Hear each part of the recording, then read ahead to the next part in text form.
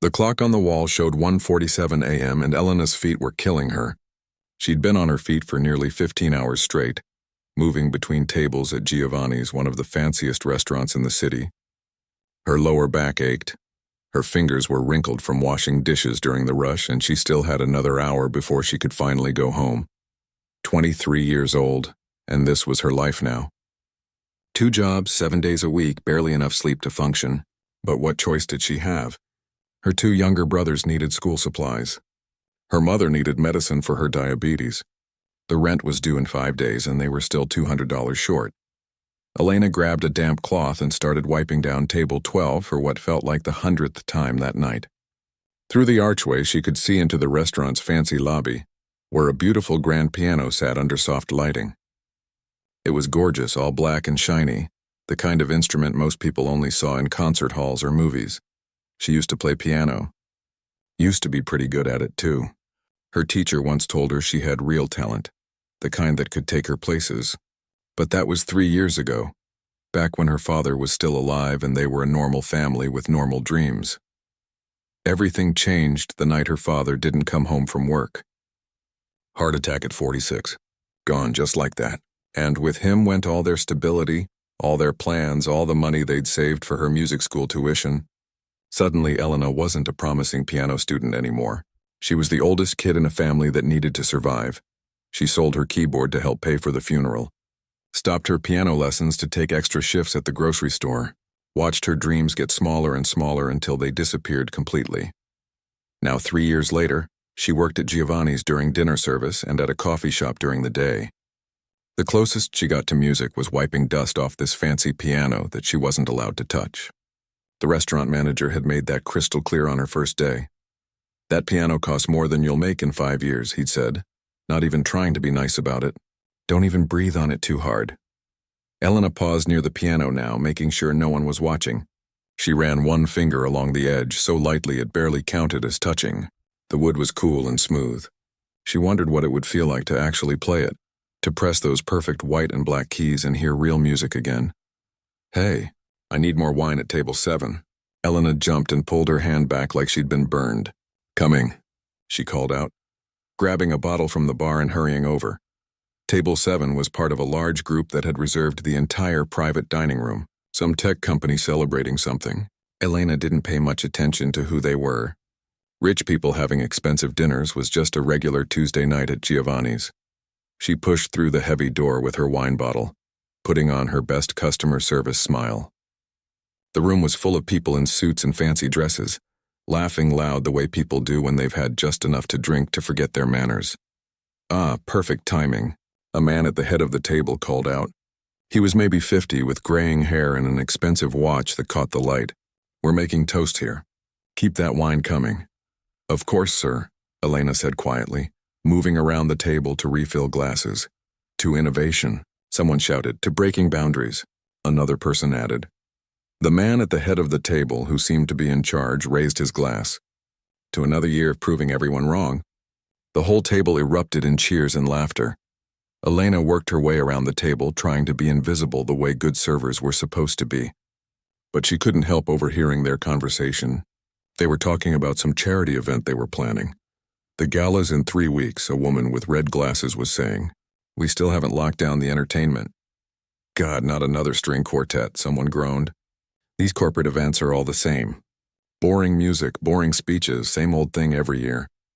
The man in charge, who Elena gathered was the CEO of whatever company this was, leaned back in his chair. "We need something different this year. Something real. Something that'll actually make people feel something instead of just checking their phones through dinner." "What did you have in mind?" the woman with red glasses asked. "I don't know. Something unexpected. Something with a story." He gestured vaguely with his wine glass. "Not just another hired performer going through the motions.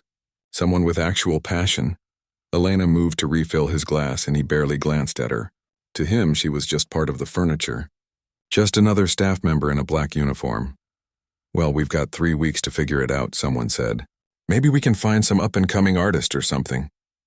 The CEO was looking around the room now, maybe a bit more drunk than Elena had initially thought. His eyes landed on the piano visible through the dining room's glass wall. "You know what we need?" he said louder now. We need someone real. Someone authentic. Not another polished performer who's done 1,000 of these things. That's when his eyes drifted past the piano and landed on Elena. She was in the middle of pouring wine for someone else. Trying hard not to exist too loudly in their space. What about her? The CEO said suddenly, pointing right at Elena. The entire table turned to look. Elena felt her face get hot. What was happening? Robert, what are you talking about? Someone asked. The CEO, apparently named Robert, had a big grin on his face now, the kind of grin people get when they think they're being hilarious. I'm serious. What about our server here? Bet she's got hidden talents. Elena kept her eyes down, her heart beating fast. Please let this moment end, she thought. Please let them go back to ignoring me. But Robert wasn't done. He was really enjoying his joke now, playing to his audience. You play any instruments? He asked Elena directly. She looked up, confused and embarrassed. I used to play piano, but piano? Robert slapped the table like this was the funniest thing he'd ever heard. Perfect. You hear that, everyone? She plays piano. His colleagues were laughing now too, though some of them looked a bit uncomfortable. They could tell their boss was taking a joke too far, but nobody was going to stop him. Robert raised his glass in Elena's direction, his voice booming with mock seriousness. Tell you what, if she plays the piano, I'll bring her in. We'll have her perform at the gala. Imagine that, folks. Entertainment straight from the waitstaff. The table erupted in laughter. Not mean laughter exactly, but the kind of thoughtless amusement that comes from having everything in life and not really understanding what it's like to have nothing. Elena stood frozen, the wine bottle suddenly heavy in her hands. Her face burned with humiliation. She wanted to say something to defend herself, but what could she say? These people were customers. Important customers. She needed this job. That'll be all, thank you, the woman with red glasses said quietly, giving Elena an apologetic look. At least someone at the table had some decency. Elena nodded and walked out of the private dining room as quickly as she could without actually running. Behind her, she could still hear them laughing and joking about something else now. They'd already moved on. To them, she was just a momentary source of entertainment already forgotten. She made it to the staff bathroom before the tears started. Not because she was sad, exactly. She was angry. Angry at that CEO and his careless joke. Angry at herself for feeling so small. Angry at the whole world that had taken her dreams and crushed them into nothing. But underneath the anger, something else stirred. Something she hadn't felt in a long time. That CEO had laughed at the idea of her playing piano, like it was the most ridiculous thing in the world. What if she could prove him wrong? Elena looked at herself in the bathroom mirror, wiping her eyes with rough paper towels. It was a stupid thought. A fantasy. She hadn't seriously practiced in 3 years. She had no time, no piano, no way to make something like that happen. But for the first time in a very long time, she felt that old spark. The one she thought had died with her father and her dreams. Maybe, just maybe, it was time to prove that she was more than just a server, more than just someone to laugh at. The question was how Elena couldn't stop thinking about that piano. For the rest of her shift, even as she smiled at customers and brought out plates of expensive food, her mind kept drifting back to that beautiful instrument sitting alone in the lobby. By the time the last customer left and the restaurant finally closed, it was almost 2 a.m. The other servers had already clocked out and gone home. The kitchen staff was finishing up, clanging pots and pans as they cleaned. Elena told her manager she needed to finish wiping down some tables, and he waved her off. Too tired to care. Don't forget to lock up when you leave, he muttered, heading out the back door. Now it was just Elena and Tony, the night security guard, an older man who spent most of his shift watching videos on his phone. He was a nice guy, always asked about her family, sometimes shared his dinner with her when she worked late. Elena grabbed her cleaning supplies and made her way to the lobby. Her heart was beating fast. This was crazy. She could get fired for what she was thinking about doing. That piano was worth more money than she'd make in years. If she damaged it somehow, if anything went wrong, she'd be in debt for the rest of her life. But she couldn't help herself. She'd been dreaming about playing it for months now, every single shift watching it sit there unused except for weekend brunches. She set down her cleaning spray and walked slowly toward the piano. The restaurant was so quiet now, just the hum of the refrigerators in the kitchen and the distant sound of traffic outside. Elena lifted the fallboard, revealing the keys. They were perfect. Not a single scratch or mark. She sat down on the bench, adjusting it slightly. Her hands were shaking. She looked around one more time. Tony was at his desk near the entrance, scrolling through his phone, not paying attention. The kitchen staff was too far away to hear anything. Elena took a deep breath and placed her fingers on the keys. They felt cool and smooth, like coming home after a long journey. For a moment, she just sat there, remembering all those hours she used to practice, all those lessons with her teacher, Mrs. Chen, all those dreams of performing in concert halls. Then she started to play, quietly at first, testing the sound. The piano responded beautifully, each note clear and pure. It was so different from the cheap keyboard she used to own, the one with keys that stuck and made tinny sounds. She closed her eyes and let her muscle memory take over. Her fingers found their way to a piece she'd learned years ago, one of Chopin's nocturnes. It was the last piece she'd performed before her father died, at a small recital at her music school. The first few measures were rough. Her fingers stumbled over passages that used to be easy. 3 years without practice had left her rusty. But as she kept playing, something magical happened. Her body remembered what her mind had forgotten. The music started flowing more naturally, more smoothly. Elena poured everything into that piano. All the frustration from tonight, all the exhaustion from working 2 jobs, all the grief she still carried for her father, all the dreams she'd given up. It came out through her fingers, through the keys, filling the empty restaurant with sound. She didn't notice Tony standing up from his desk. Didn't see him walk closer, his phone now pointed at her, recording. She was lost in the music, in a world where she wasn't a tired server but a musician again. When she finally finished, her hands were trembling. She'd played the entire piece all the way through. Tears were running down her face, but she was smiling too. For those few minutes, she'd been herself again. Her real self, that was beautiful. Tony's voice made her jump. She spun around, panic flooding through her. "I'm sorry. I know I'm not supposed to touch it, Tony held up his hand. "Relax, kid. I'm not going to tell anyone." He looked at his phone, then back at her. "How long have you been playing?" "I haven't," Elena said, wiping her eyes. "Not for 3 years. I used to take lessons, but we couldn't afford it anymore after my dad passed away." Tony nodded slowly, like he understood more than she'd said. "You've got real talent." "You know that?" Elena shrugged. "Doesn't matter much now. Can't exactly make a career out of playing piano when you're working 70 hours a week just to pay rent."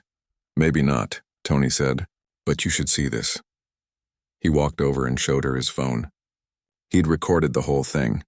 "I was watching you play and I thought my daughter might like to see it. She's trying to learn piano herself. Would you mind if I posted this online? Just on my personal page. I won't tag the restaurant or anything." Elena hesitated. Part of her was embarrassed at the thought of people seeing her play, especially when she was so out of practice. But another part of her, a part she thought had died, felt a small flutter of pride. "I guess it's okay," she said finally, "as long as my manager doesn't find out I was touching the piano." "Our secret," Tony promised. Elena went home that night feeling lighter than she had in months. She'd played piano again. It didn't change anything about her life, didn't pay any bills or solve any problems, but for a few minutes she'd remembered who she used to be. The next morning, Elena dragged herself out of bed after 4 hours of sleep and headed to her day job at the coffee shop. She was pouring a cappuccino when her phone started buzzing. Then it kept buzzing. Text after text, notification after notification. During her break, she finally checked her phone. Her heart nearly stopped. Tony's video had gone viral. Like actually viral. It had been shared thousands of times overnight. There were comments from all over the world. "Who is this girl? Someone needs to give her a record deal." This made me cry. So beautiful. The emotion in this performance is incredible. You can feel every note. Better than most concerts I've paid money to see. Elena couldn't believe what she was seeing. People were actually moved by her playing. Random strangers from different countries were commenting, sharing, tagging their friends. But then she saw something that made her freeze. Among all the comments was one from a verified account. The name made her stomach flip. Robert Chen, CEO of Technova Industries. The same Robert Chen who'd laughed at her last night. The man who'd made that cruel joke about her performing at his gala. His comment was simple. "Find her." I meant what I said. Elena stared at her phone, reading the comment over and over. What did that mean? Was he serious or was this another joke?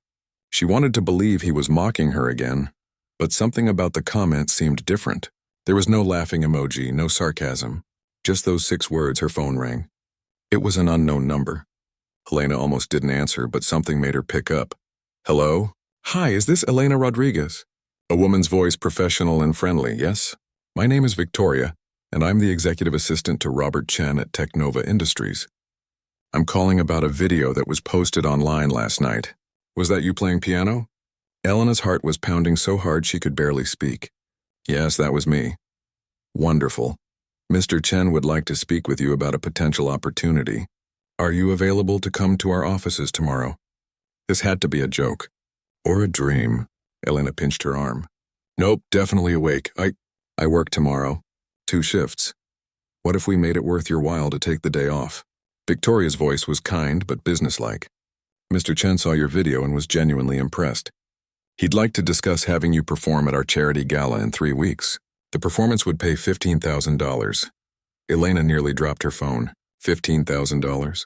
That was more than she made in 6 months of working both jobs. That would pay off her family's medical bills, cover rent for months, maybe even let her take some time to actually breathe. Are you serious? Elena asked, her voice barely a whisper. Completely serious. Mr. Chen knows his comment at the restaurant last night was inappropriate. He wants a chance to make it right. And he believes you have genuine talent that deserves to be heard. Elena looked around the coffee shop, at her tired co-workers making drinks for the morning rush, at the customers typing away on their laptops without even looking up when they ordered. This was her life. This boring, exhausting, endless cycle of work and bills and barely surviving. And suddenly someone was offering her a way out. Or at least a chance at something different. Okay, Elena said. I'll come tomorrow. Perfect. I'll text you the address. And Elena, bring your passion. That's what Mr. Chen is looking for. Not perfection, but heart. After she hung up, Elena stood there for a long moment trying to process what had just happened. Yesterday she was invisible. Today people around the world had watched her play. And tomorrow she'd be meeting with a billionaire CEO about performing at a fancy gala. It didn't feel real. But the buzzing phone in her hand, still lighting up with notifications and comments, told her it was very real indeed. Something had changed last night when she sat down at that piano. She'd played for herself, for the love of music, for the memory of who she used to be. And somehow the world had listened. Now she just had to figure out what to do next.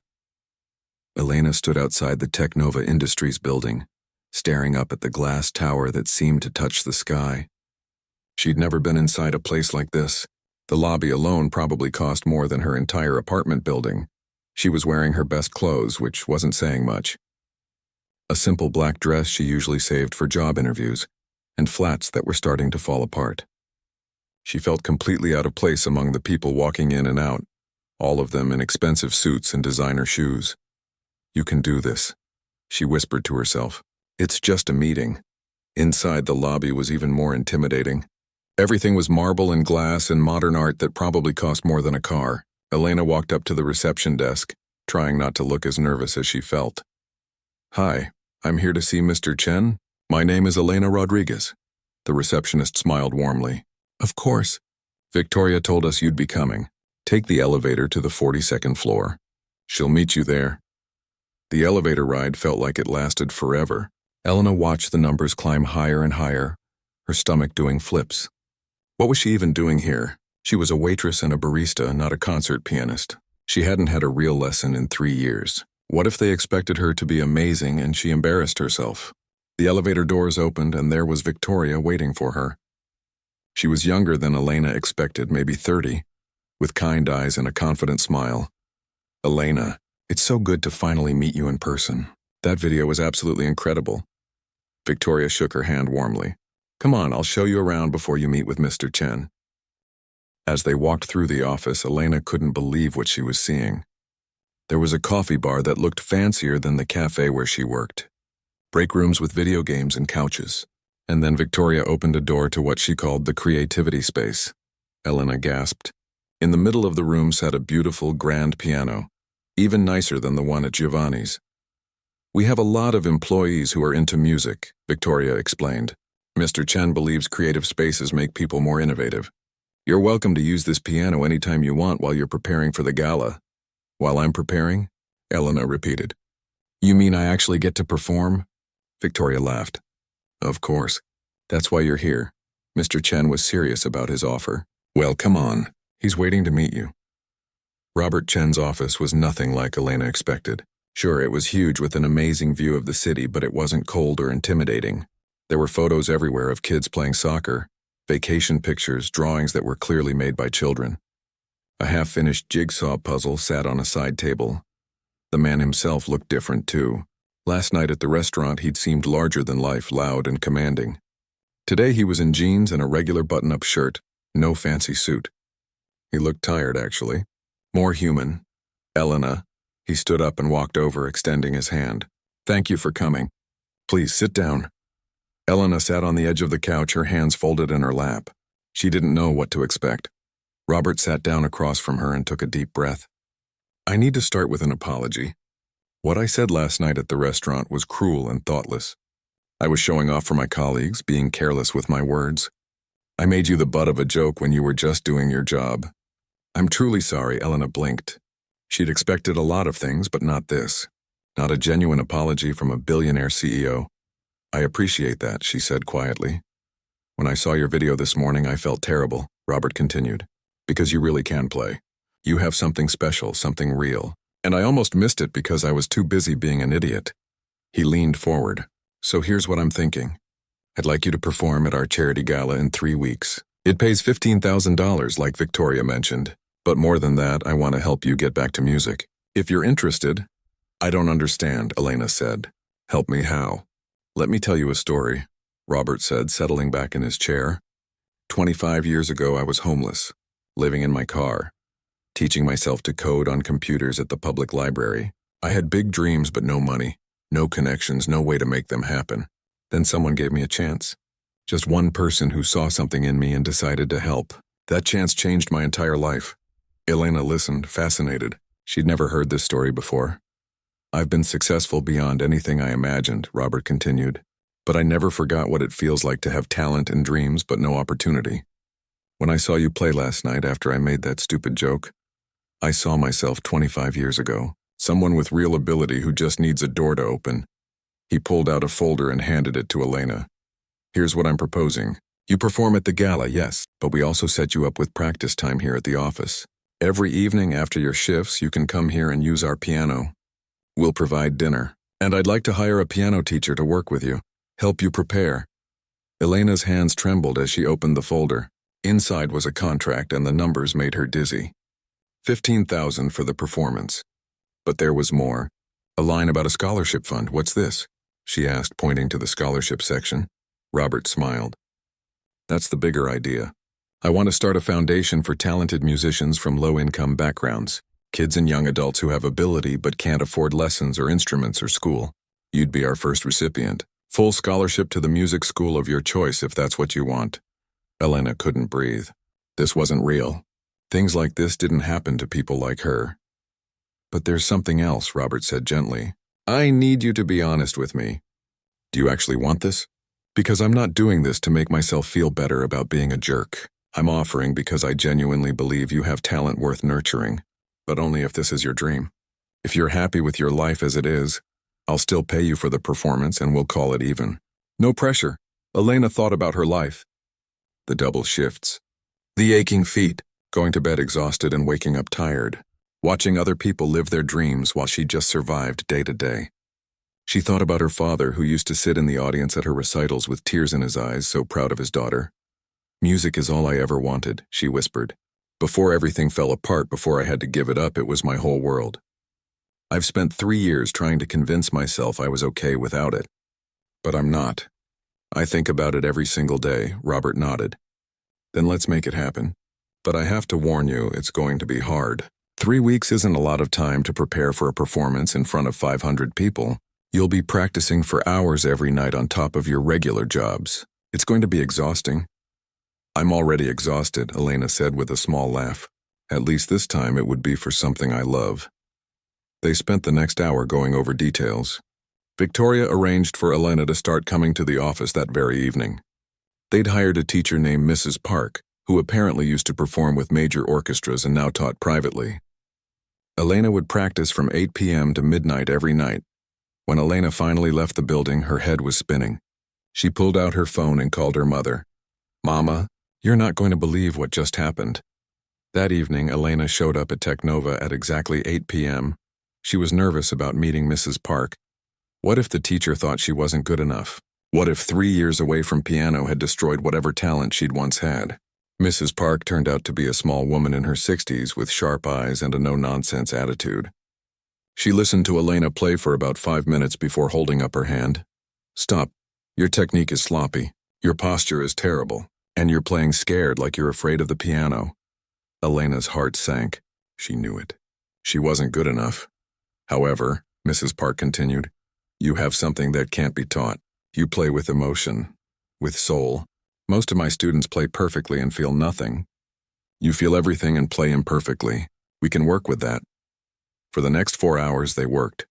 Mrs. Park was tough, stopping Elena every few measures to correct her hand position, her timing, her dynamics. It was harder than any shift Elena had ever worked. "Again," Mrs. Park would say, "and this time don't just play the notes. Tell me a story." By midnight, Elena's fingers hurt and her brain was exhausted, but she felt more alive than she had in years. "Same time tomorrow," Mrs. Park said as she packed up her things. "And Elena? That video everyone's watching? That was just you playing for yourself. Wait until we unlock what you can really do." Elena took the bus home that night, too tired to even keep her eyes open, but she was smiling. Tomorrow, she'd wake up at 6 for her coffee shop shift, work until 4, grab dinner, then come back here and practice until midnight. It would be brutal. It would be exhausting. But for the first time in 3 years, she was working towards something that mattered. Not just surviving, but actually living. Her phone buzzed with another notification. The video now had over 5 million views. People from all over the world were watching her play, leaving comments about how her music moved them. One comment caught her eye. "Whoever you are, wherever you are, please don't stop playing. The world needs more beauty like this." Elena screenshot that comment and saved it. On the hard days ahead, when she was tired and doubting herself, she'd look at it and remember why she was doing this. The poor girl who cleaned tables was about to become someone entirely different. And she couldn't wait to see who that person would be. The next 3 weeks were the hardest of Elena's life, and somehow also the best. Every morning she'd wake up at 5:30, her fingers stiff and sore from the night before. She'd make coffee, wake up her brothers for school, help her mom with breakfast, then rush to her shift at the cafe.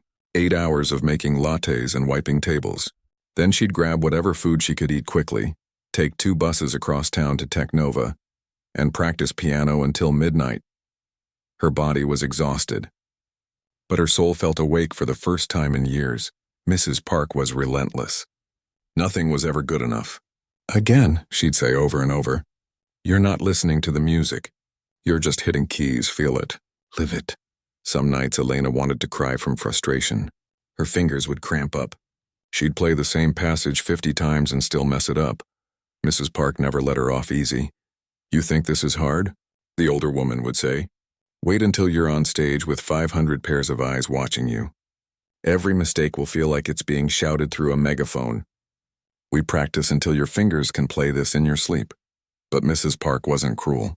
She was pushing Elena because she saw something worth pushing. And every few days she'd stop and say something like, "That phrase there, that was beautiful. Do you feel the difference?" And Elena would feel it. Slowly, day by day, she was getting better. The muscle memory was coming back. The confidence was building. 2 weeks in, Elena was in the middle of practice when Mrs. Park suddenly stopped her. "Someone wants to hear you play." Elena turned around and her heart nearly stopped. Robert Chen was standing in the doorway. "Don't mind me," he said, settling into a chair in the corner. "Victoria told me you've been working incredibly hard. I wanted to hear how it's coming along." Elena's hands started shaking. This was different from practicing alone or even with Mrs. Park. This was the man paying for everything, the CEO of a huge company, someone important. What if she messed up? "Breathe," Mrs. Park said quietly. "He's just another person. Play for yourself, not for him." Elena closed her eyes, took a deep breath, and began to play. She'd chosen a piece by Rachmaninoff, one of the most difficult compositions she'd ever attempted. It was ambitious, maybe too ambitious, but Mrs. Park had insisted she could handle it. The first movement was all fire and passion. Elena's fingers flew across the keys, and for a moment she forgot Robert was even there. She forgot about the cafe, the bills, the exhaustion. There was only the music. When she finished, silence filled the room. Elena was afraid to turn around. Then she heard Robert's voice, quiet and thick with emotion. That was extraordinary. Elena turned to see him wiping his eyes. Robert Chen, the tough CEO who ran a billion-dollar company, had tears running down his face. "I'm not usually emotional," he said with an embarrassed laugh. "But that was something special. Elena, you're not just talented. You have a gift," Mrs. Park nodded approvingly.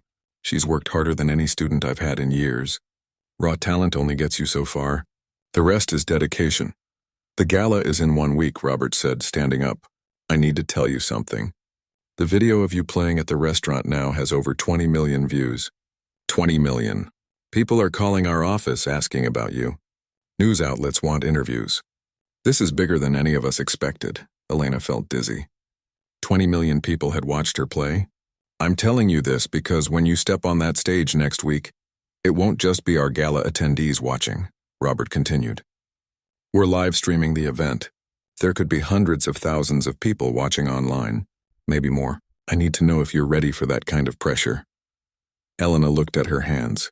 They were rough from years of hard work, with calluses from practicing piano every night. These hands had scrubbed floors and carried heavy trays and done everything they could to help her family survive. Now they were about to do something entirely different. "I'm ready," she said, and she meant it. The week before the gala passed in a blur.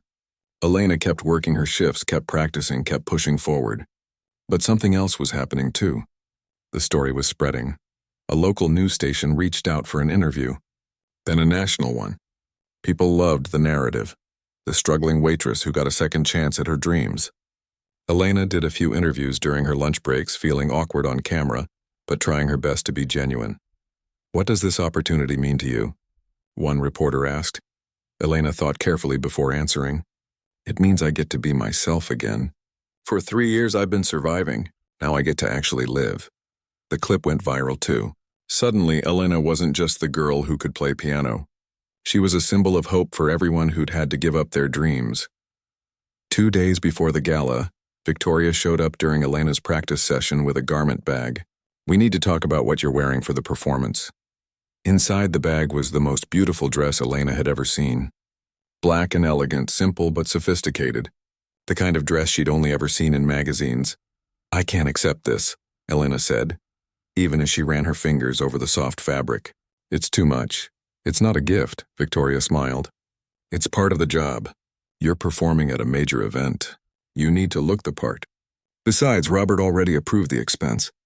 Trust me, the budget for this gala could buy 100 dresses." That night, Elena tried on the dress at home. Her mother cried when she saw her. "You look like a princess," her mom whispered. "Your father would be so proud." Her younger brothers, usually too cool to show emotion, stared at her with wide eyes. "You're going to be on TV?" the youngest one asked. "I guess so," Elena said, still not quite believing it herself. "That's so cool," he said. "Can we watch?" Elena hugged both her brothers tight. "I'm doing this for all of us. So maybe someday you won't have to give up on your dreams like I almost did." The night before the gala, Elena couldn't sleep. She went over the piece in her mind, her fingers moving against the blanket as if playing invisible keys. What if she froze on stage? What if she made a mistake? What if everyone realized she was just a waitress pretending to be a real musician? Her phone buzzed. A text from Mrs. Park. "Stop overthinking. You're ready. Trust yourself." Another text came in, this one from Robert. "Get some rest. Tomorrow you're going to change lives, starting with your own." Elena put her phone down and stared at the ceiling. In less than 24 hours, she'd be on stage playing for hundreds of people in person and potentially millions online. Her entire life was about to change. She thought about that night at the restaurant when Robert had made that cruel joke. If someone had told her then that 3 weeks later she'd be preparing for the performance of a lifetime, she would have thought they were crazy. But here she was. Scared, yes. Nervous, absolutely. But also ready. Elena finally fell asleep around 3 a.m., dreaming of piano keys and standing ovations and her father's proud smile. The next morning, She woke up to dozens of messages. Friends from high school she hadn't talked to in years, former coworkers, even customers from the cafe and restaurant who had recognized her from the news. They all said the same thing. "We're rooting for you." Elena got dressed slowly, carefully. She did her makeup simple and natural, the way Victoria had suggested. She put on the beautiful dress and looked at herself in the mirror. She barely recognized the person staring back, not because she looked different, but because she felt different. The tired, defeated girl who cleaned tables was gone. In her place was someone who dared to hope again. Her mom knocked on the door. "The car is here." Robert had sent a car to pick up Elena and her entire family. Her mother, her brothers, even her grandmother were all coming to watch. They'd be sitting in the front row. As the car drove through the city toward the venue, Elena watched the buildings pass by. Somewhere out there were all the people who'd watched her video, who'd commented and shared and believed in her. Tonight she'd play for them. For her family. For her father's memory. But most importantly, she'd play for herself. For the girl who never stopped dreaming, even when dreams seemed impossible. The car pulled up to the venue and Elena took a deep breath. This was it. The moment that would change everything. She was ready. The ballroom was massive. Crystal chandeliers hung from the ceiling, casting soft light over hundreds of round tables covered in white linens. Flowers everywhere, people in tuxedos and evening gowns mingling with champagne glasses. It looked like something from a movie. Elena stood backstage, peeking through the curtain at the crowd. Her heart was hammering so hard she thought everyone might hear it. 500 people out there, Victoria said beside her, plus about 200,000 watching the live stream already, and the number keeps climbing. Elena's hand started shaking. 200,000? How was that even possible? "Hey," Victoria put a hand on her shoulder. "You've got this. I've heard you practice. You're incredible." Mrs. Park appeared from somewhere, always showing up exactly when needed. "Stop looking at the crowd. When you sit at that piano, there's only you and the music. Everyone else disappears. You know this." Robert walked over, looking nervous himself. "Elena, before you go on, I want you to meet someone." He gestured, and Elena's mother appeared with her 2 brothers and grandmother.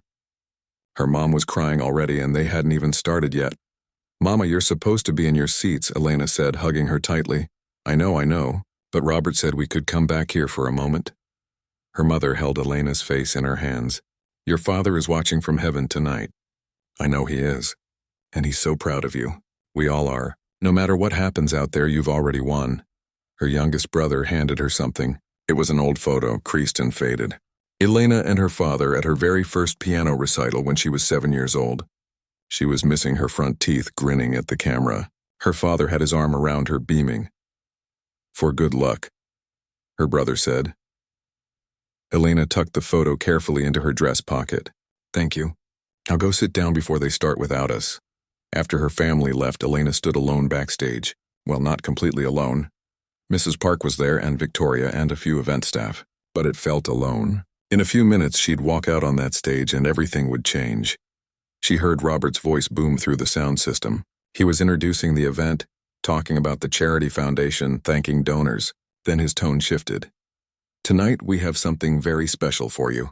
3 weeks ago I made a mistake. I made a thoughtless joke at the expense of a young woman who was working hard to support her family. That joke could have been the end of the story. But instead it became the beginning of something remarkable." Elena listened as Robert told the audience about the video, about finding her, about watching her work harder than he'd ever seen anyone work. Elena Rodriguez gave up her dreams 3 years ago when her father passed away. Robert continued. His voice was thick with emotion. She set aside her passion for music to take care of her family. She worked 2 jobs, sometimes 3. She did what she had to do to survive. But tonight she gets to do more than survive. Tonight she gets to soar. The audience applauded. Elena could hear it even backstage like thunder. "Ladies and gentlemen, before she plays for you tonight, I want you to know something. Everything Elena has accomplished in the past 3 weeks she did while still working both of her jobs. While still taking care of her family. While still being the person who puts everyone else first. But tonight is her night. So please join me in welcoming Elena Rodriguez." The applause grew louder. Victoria gave Elena a gentle push. "Go, it's time." Elena walked out onto the stage. The lights were bright, momentarily blinding. As her eyes adjusted, she could see the sea of faces. Important people. Rich people. People in $1,000 outfits eating $100 meals. And there in the very front, her family. Her mother was already crying. Her brothers were sitting up straight, eyes wide with excitement. The piano sat in the middle of the stage, gleaming under a spotlight. Elena walked to it, her legs somehow still working despite feeling like jelly. She sat down on the bench, adjusted it slightly, just like she'd practiced 1,000 times, looked out at the audience one more time. Then she did what Mrs. Park had taught her. She closed her eyes and let everything else disappear. There was only her and the music. Elena placed her fingers on the keys and began to play. The first notes of Rachmaninoff's piano concerto filled the ballroom. Behind her, an orchestra joined in. Robert had arranged for a full orchestra and hadn't told her until yesterday. It had nearly given her a heart attack, but they'd done one quick rehearsal and somehow it had worked. But right now, Elena wasn't thinking about the orchestra or the audience or the cameras streaming this to hundreds of thousands of people. She was thinking about her father, about sitting next to him on their old piano bench when she was little, his hands guiding hers over the keys. She was thinking about Mrs. Park's words.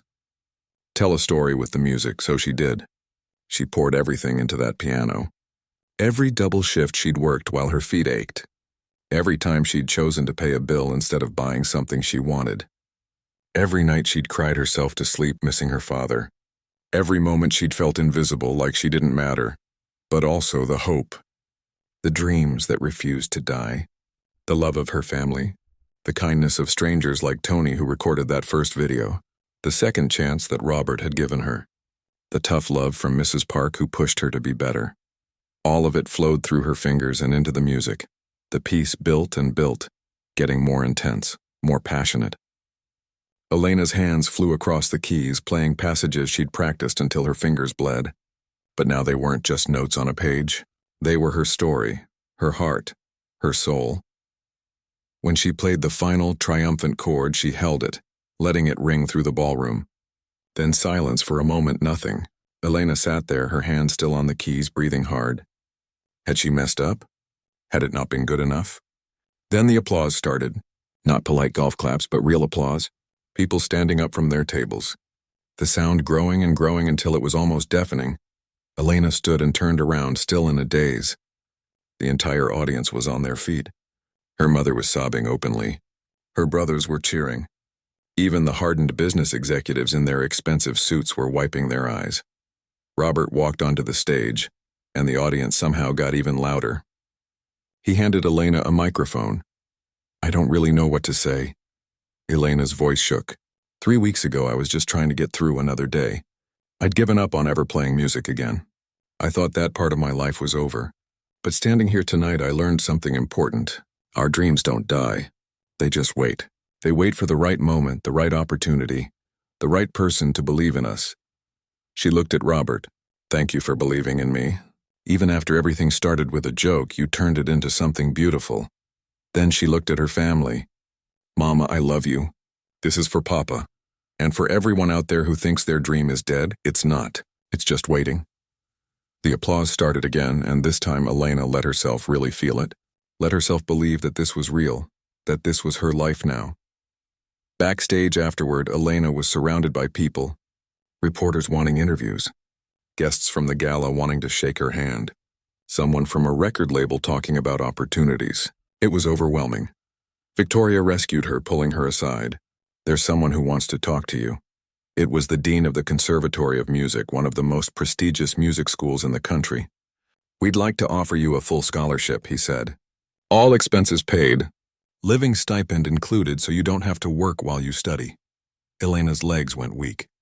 Victoria caught her elbow. Are you serious? Completely. We've been watching your journey these past 3 weeks. Your talent is undeniable, but more than that, your dedication is inspiring. We want students like you. That night, after everything was over, Elena sat in the car with her family heading home. Her phone hadn't stopped buzzing. The video of her performance already had millions of views. People from around the world were commenting, sharing their own stories of dreams they'd given up. You started something tonight, her mother said. You gave people hope. Elena looked out the window at the city passing by. Somewhere out there were people working night shifts like she had been. People who'd given up on their dreams to survive. People who felt invisible. She hoped they'd seen her tonight. Hoped they knew that it wasn't too late. That dreams could come back to life. 6 months later, Elena walked across the stage at her high school to receive her diploma. She'd gone back to finish her degree while preparing for music school. In the audience, her family cheered louder than anyone. The next day, she started at the conservatory. But she didn't forget where she came from. Every Saturday, she taught free piano lessons at a community center in her neighborhood. Kids who couldn't afford lessons, who had talent but no opportunity. Anyone can learn to play piano, she'd tell them. It's not about having money or connections. It's about having heart. Robert's Second Chances Foundation had grown too. They'd helped over 100 young musicians get instruments, lessons, and scholarships. Every year at the gala, one of those students performed. Elena kept the photo of her and her father in her wallet. Sometimes before a performance, she'd take it out and look at it. "We made it, Papa," she'd whisper. We really made it. The poor girl who cleaned tables had become so much more. Not just a musician, but a symbol of hope. Proof that one moment could change everything. That kindness mattered. That dreams never really died. They just transformed into something even more beautiful than we imagined. And it all started with a joke, a piano, and a girl who refused to stay invisible.